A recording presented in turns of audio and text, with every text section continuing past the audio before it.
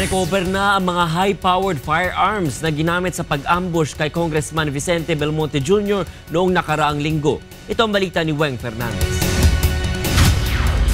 Sa pamamagitan ng suspect na si Dominador Tumala, na-recover ng mga otoridad ang 4 na high-powered firearms na ginamit umano nila sa pananambang kay Iligan Lone District Representative Vicente Belmonte Jr. noong Disyembre 12. During his extrajudicial confession, inamin niya na he is one of the lookout at during the course of nung ambush, nag-malfunction daw yung baril niya.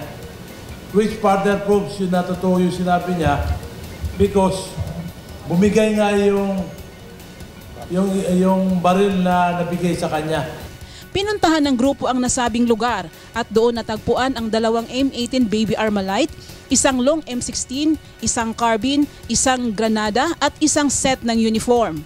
Ayon kay Senior Superintendent Leonilo Cabog ng PNP Misamis Oriental, isa sa mga baril na ito ay pag-aari ng security guard ni Belmonte na pinatay bago ang pananambang. Ito talagang solve na ang kaso kasi nandito na ang suspect, nandito na yung firearms, mga ebidensya natin, nandito na lahat. So, most probably we can file the case now or tomorrow. Kasong multiple murder at frustrated multiple murder ang isasampa kay Tumala. Hawak na rin umano ng CIDG Northern Mindanao ang mga pangalan na kasama ni Tumala sa pananambang.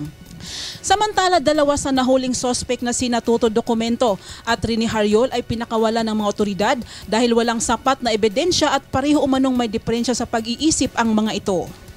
Mula rito sa Cagayan de Oro City, Weng Fernandez para sa UNTV News Worldwide.